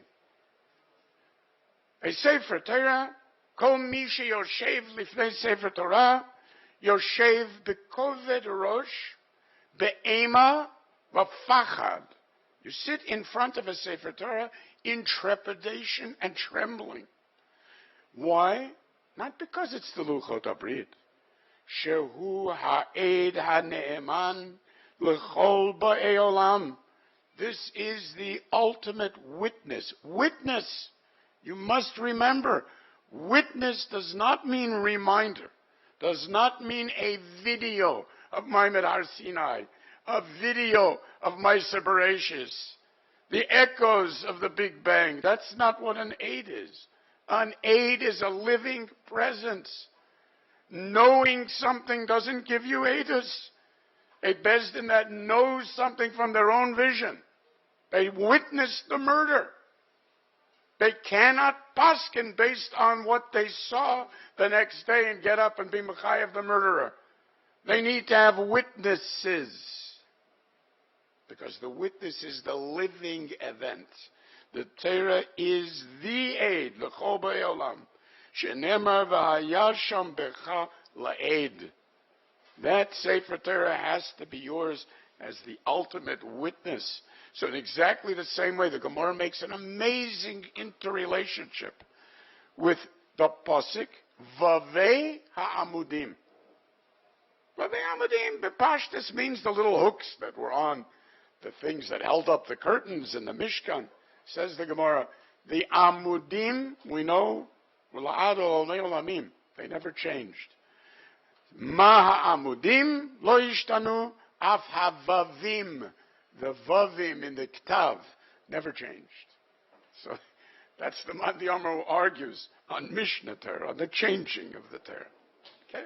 That puts the Sefer Torah on the level of the Mishkan as a recreation of Maimed Har Sinai. But there is one essential condition to this edus. And that essential condition to make it the ultimate presence, is above and beyond the dvorim that are in the luchais that the Rambam mentioned in the first halacha. And in order to see this, we need to read the Parshas Vayelech and to see how the dinim of Ksiva Sefer, it's only another 3 hours. How long is the tape? To see the difference in the way the Torah presents the entire halacha of the Sefer Torah. So listen to this. Moshe Rabbeinu is telling us in Vayelech, Hashem hu olech lefanecha, hu yiyemcha lo yarpecha, v'lo yazveka, lo tira, v'lo techat. This is all Moshe Rabbeinu's tzivui to Yehoshua. And what he tells Yehoshua is, Vayikra Moshe leYehoshua, Vayomer elav le'enei kol Yisrael, Chazak v'amatz. Famous words that we keep reading in Yehoshua, Chazak v'amatz. And then he says something a little nasty. Ki ata tavo et ha'am hazeh la'aretz, asher nishba Adonai la'avotam latet lahem, v'ata tanchilenu otam. You will come with this nation, not you will bring this nation. You will come with this nation. And HaKadosh Baruch Hu didn't like this. And we find that HaKadosh Baruch Hu said, instead, Ata tavi. You have to bring them. As Rashi says, take a stick of wood and hit them on the head. Achal kat kadam. What do you mean? This is a democracy? You lead them into Eretz Yisrael. Okay. So this is the first parsha of the Tzivah Yehoshua, in which he's told Ata tavo. Immediately it says, Vayichtov Moshe the Torah hazot, Vayitna el ha-kohanim b'nei Levi, ha-nosim et Aron Brit Adonai, vel kol ziknei Yisrael. You'll notice that this is a bit strange because the Kohanim are not normally the ones that carry the Orah. The Leviim are the ones that carry the Orah. There are special, unbelievable moments of history, 3 times in history, that Kohanim carry the Orah. Fine. And so, Vayitzav Moshe otam lemor, V'keit sheva shanim, shnas hashmita, hakel es b'nei Yisrael. No, it's this mitzvah of hakel. The melech should get up and tikra the Torah zot neged kol Yisrael bozneim. Fine. This Sefer Torah is here identified with the Sefer that would be read in hakel.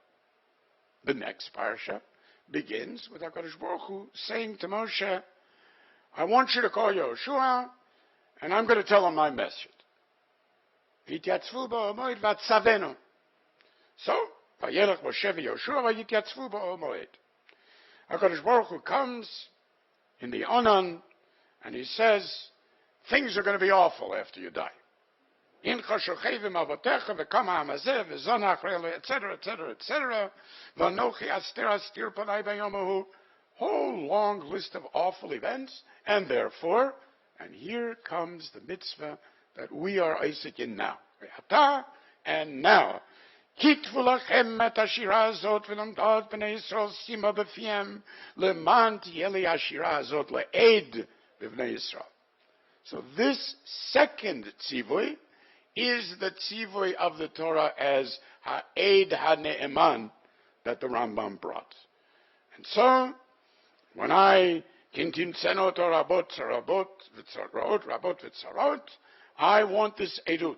Anta shira azot lefanav la'ed, ki lo tishachach mipizaro, etc. Immediately, vayichtov Moshe et hashira azot bayom hahu, vayalamdat b'nei Yisrael. And then it says, vayitzav et Yehoshua benun, vayomer chazak v'yamatz, ki ata tavi et b'nei Yisrael. All of the Rishonim on the Chumash, without a single exception, say that the words Vayitzavet Yehoshua Binun are clearly a reference back to the opening pasuk, which said, Kra et Yehoshua v'tyatzvu ba'omo et va'atzavenu. This is the Vayitzav. It doesn't, even though it sounds like it's Moshe being mitzaveh, this clearly is the V'atzavenu that HaKadosh Baruch Hu opened the proceedings with. of course, the problem then is, why in the world does it say Vayichtov Moshe et Hashira Hazot right in the middle of this Ma'amar? Do you think it's because, well, that's when he did it? He sat down and wrote it. No, because the very next pasuk says, immediately after that, Vayi kechalot Moshe lichtov et divrei torah hazot al sefer atumam. This time he calls the Levim, Vayitzav Moshe et haLevim, who now suddenly have become Nosei Aron Brit Hashem Limor, Lokoach et sefer Torah hazeh, v'samtem oto mitzad Aron Brit Adonai Elohechem, v'haya sham b'cha la'ed. That means that the second parasha is the parasha of the Edut. The first parasha is the parasha in which we read Sefer Torah Hazot, which really only means Mishnah Torah, says the Gemara. And that is not the Edut. That is what is read in order to remember the Inyanim. So, we have to ask ourselves, I mean, if Edut, obviously the first Chelek, which was referring to the Sefer of the Melech, as the Ramban writes, as Rashi writes, Rabbeinu Bachya writes, everyone explains, even though it doesn't say that Moshe wrote it at Tumo. It wouldn't have been a kosher Sefer if he hadn't written it at Tumo. So obviously later on, after the Shira, what it's referring to here is a full Sefer Torah that he gave originally to the Kohanim. Okay? So it's all sort of a compressed, outside of time, single event that we're meant to see, in which parts are written earlier, parts are written later, because otherwise it wouldn't be a kosher Sefer. But what that means is that that original halacha, the reason it doesn't mention ad tumo there, and it comes before ad tumo, is because it's only a logistic problem of needing a Sefer kosher. But it's not the din that is mechayev the edus. And therefore we wait to hear until the end what makes the edus Kechalot Moshe ad tumo. It's the conclusion, the holism. It's that singularity. It's the kisvulachem et hashira hazot. Note the implications of that.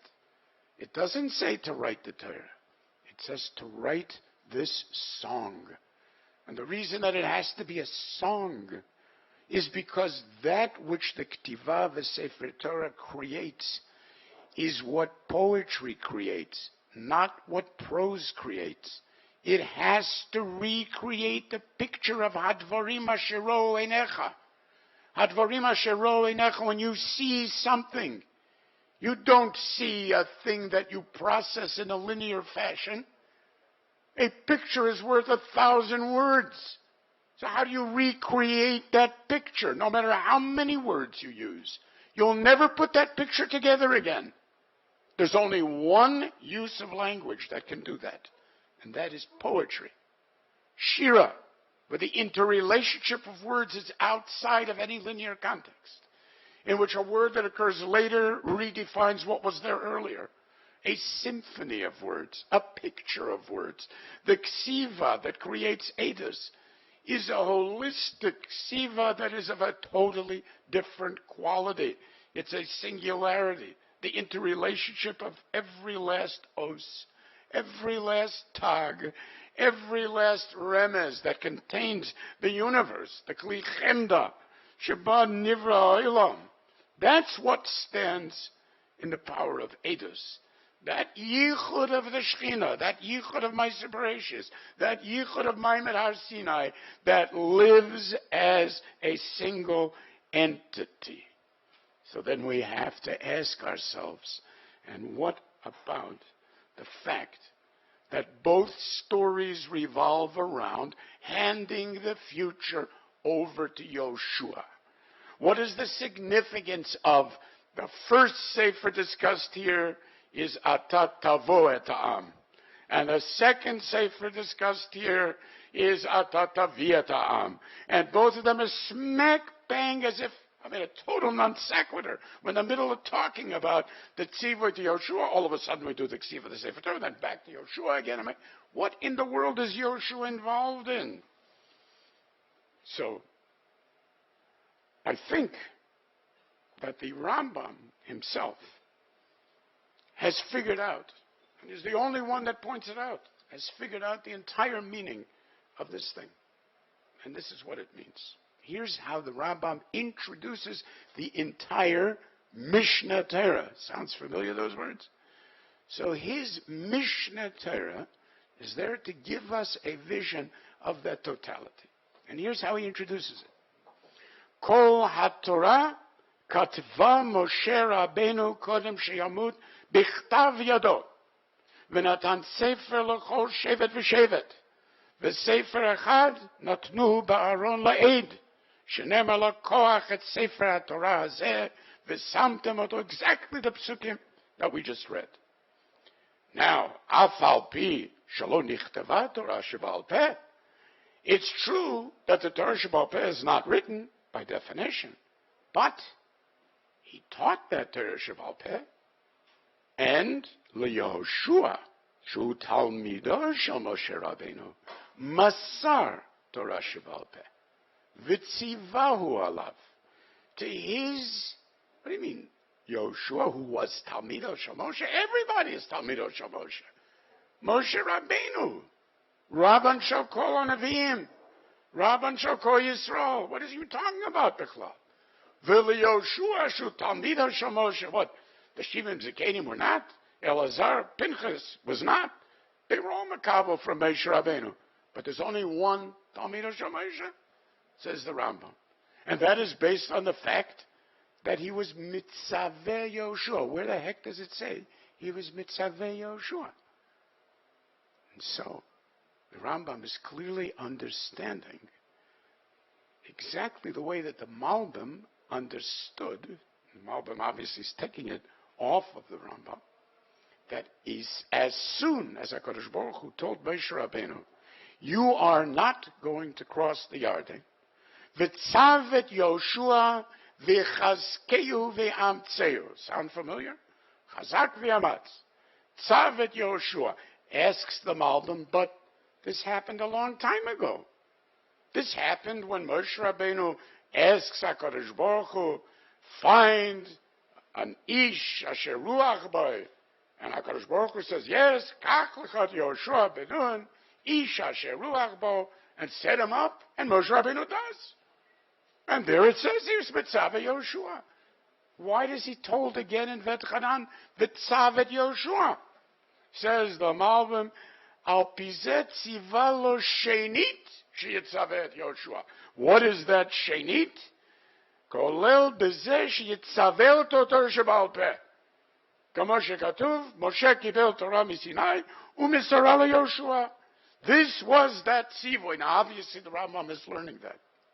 So in other words, the Rambam understands that the interruption between the first part of the parsha, Kras, Yoshua, Va'atzaveyu, then all of a sudden Vayichtov Moshe et Ashira Azot, and then back to Vayetzav et Yoshua, means that that tzivui at the end was the expression of the tzivui, of the change that HaKadosh Baruch Hu insisted on, which is Atatavi, and which included the original tzav, which is the tzav of responsibility for Torah Shebal Peh, which required, for some strange reason, the special relationship of Yoshua.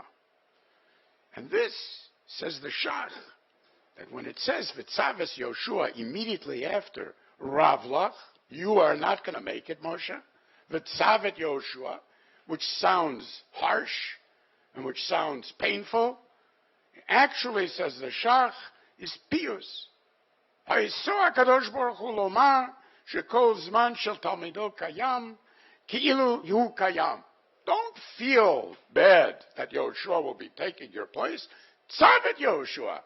Make Yoshua the one who will be indeed letalmido shel Moshe tziva. So now, how are we meant to understand this? As a simple hint in the Torah proper how to understand it. Kisvu lachem et hashira hazot sima befihem. Did you ever hear such a contradiction in your life? Kitvu lachem means it needs to be a Torah shebichtav with all of the dinim of ktav. Sima befihem means, says the Gemara, well, when you're learning Mishnayos, make simanim, because it says sima befihem, simanim befihem. Now, how does Torah shebiksav get into your mouth? What do you mean sima befihem? Obviously, that sima befihem, that is ki al pi Torah. Is it Torah shebiksav, or is it Torah shebal peh? That is the problem. And to understand the solution, we need to look once again to Hamavdil ben Kodesh L'chol, and let us listen to what Socrates has to say about the problems of a Torah shebiksav.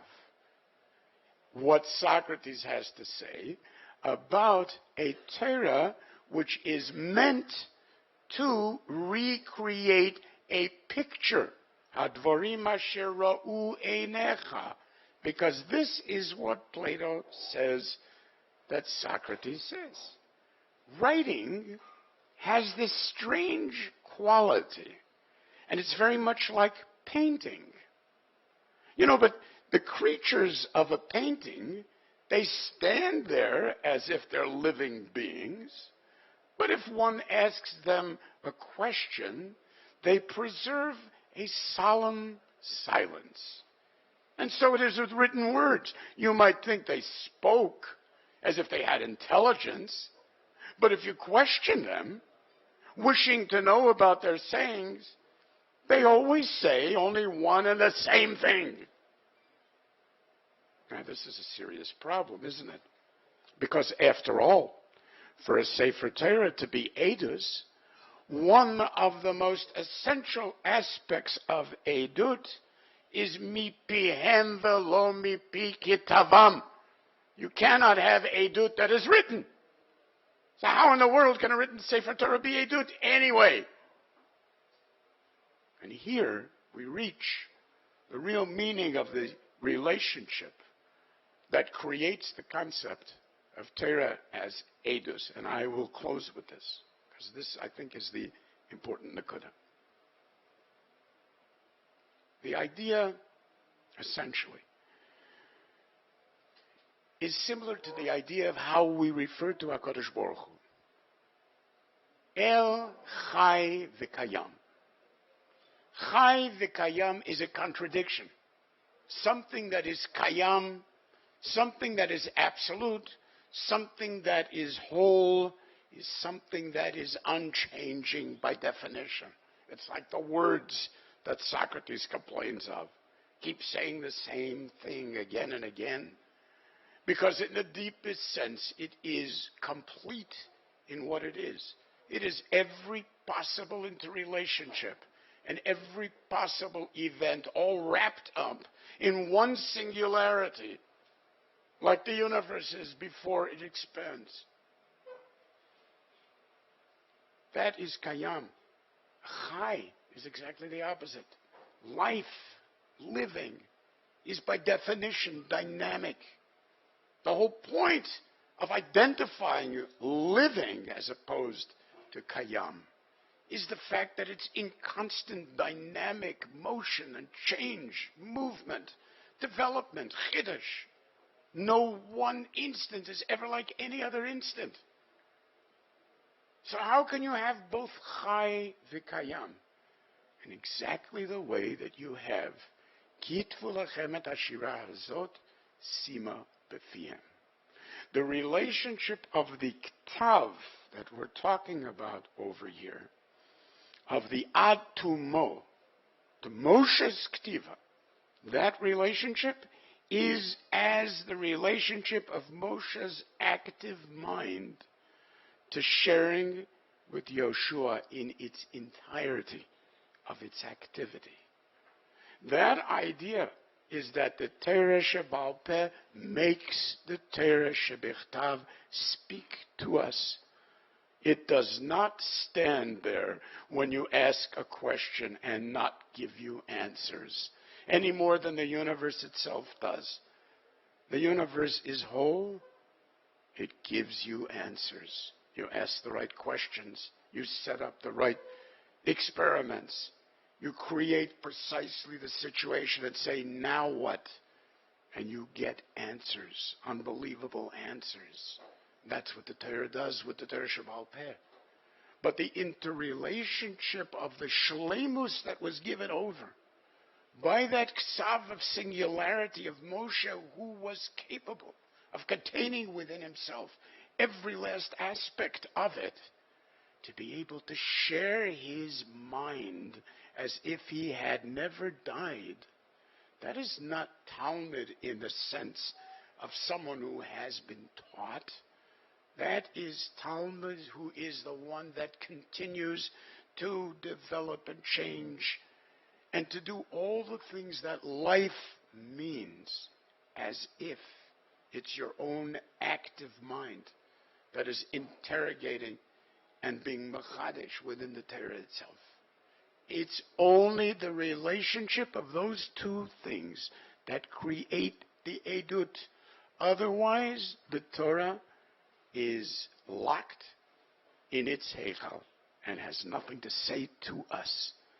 It's a big mistake to think Torah shebichtav, Torah shebaal peh, those are the two, the written Torah, the oral Torah, two aspects of, the things that we know from the book, and then the things that were given over to the rabbis. That's absolute ridiculous. The idea of the interrelationship of Torah shebichtav and Torah shebaal peh is the creation of one living entity, one without the other. Is inconceivable. Not because of informational problems, but because of the existential issue of what constitutes presence, what constitutes edut, what constitutes Torat Chaim. Only these two things of the Sima B'Fiam. Ve'hayu lechem la'ed, v'hu ha'ed ha'ne'eman. And that is the idea. Just like this Ma'amad, utterly beyond the human personal, but touching on the truly personal, nitzchias, not the shechayonu v'kiyamonu v'giyonu lazman hazeh, but the kiyum, the nitzchias of that moment. And it turns all of those interrelationships of the Torah that we have learned over all those years, or whatever moments they were together, into things that are netzach, forever beyond the issues of personal jealousies, personal resentments, personal failings. They have no connection to the personal, no connection to the shechayanu. It's a sharing of atzmi. It's a sharing of atzmiut. It's our sharing together the sima b'fiam, of the moment of standing ve'ema v'fachad in front of the Eid HaNe'eman, which contains us all, which makes each of those moments of the times and the Torah that we have shared a netzach beyond all sentimentality and all of the smallness of what we call personal within the limitations of Olam Hazeh. And that's why I say your presence is an innate part of the mitzvah in this case, and therefore is just as much a chelik of the mitzvah's lavla and esnitnu, and makes it so much, therefore, a ma'amad that goes beyond any person and any personal, and gives a standing to the Torah that we have shared and Bezos Hashem will continue to share, which may we be zocha to share always new chidushim, new active mind, all within the context of that amazing presence of the Ema V'Fachad, of this wonderful sefer that I thank you for once again with all my heart. And I can only tell you that the experience, my own experience of the years of Zikna, and the Mishnah defines the years of Zikna. Those are the years from 60 to 70. Those are years of Zikna. My own experience of the years of Zikna was very similar to Carl Jung's definition of that period. A period of worrying about mortality, of trying to integrate life, of worrying about things left undone and what has to be done for the future. The period of Seva is a totally different period. It's the opposite of Zikna. One would think, what's the difference between Zikna and Seva? A couple of extra white hairs. But it sounds silly. This is Zikna, this is Seva. It's an entirely different phase of life, which is exactly this Ma'amad. Because what it is, and I can show it to you from the Gemara, very simple. Rabbi Yochanan used to stand up for Baalei Seva, whether they were Jewish or non-Jewish, made no difference to him. And if it was a man of Seva, a man over 70, he would stand up and he would say, Kamar Patkai Adu Aleahu Gavra. Imagine the adventures that have passed over this human being. What's the difference if he's Jewish, not Jewish? This is an amazing creation. A life. A life walks in front of me and I don't stand up for it. A unique, amazing state of the universe and I don't stand up for me. And what do you think? That at 69 there weren't all of these amazing experiences? And at 65 there wasn't? And what about at 50? There's not enough experiences, amazing experiences. The Adu Aleahu Gavra? I'll tell you very simple. You don't stand up for a life where the individual himself does not have the perspective of his own life, because then he doesn't live it. Then it's just disassociated. Hapatkai Adu Aleahu Gavra. I don't stand up for every novel, for God's sake.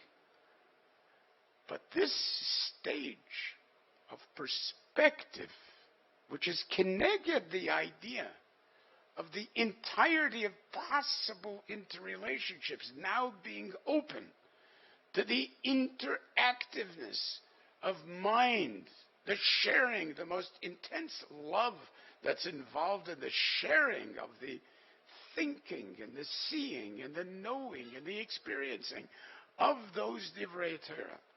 That is something that is unique and particularly meaningful in terms of that special perspective. And so I give you all my very profound experiential, existential, and personal nitzchias thanks and hopes for sharing much of that nitzchias together, both in Olam Hazeh and Liasid Lavai, Li'olam. Thank you very much, all of you, and especially those Nichnasim La'ovi HaKorah. Appreciate it.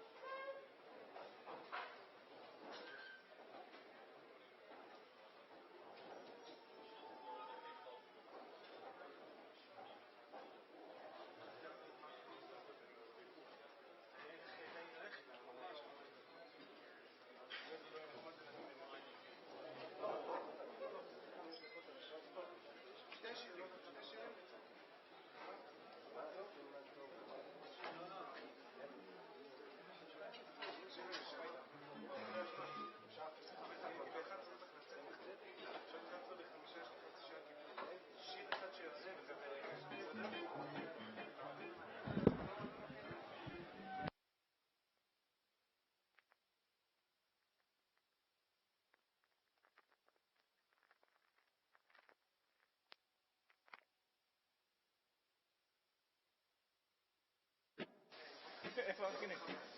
בסדר, זה בסדר.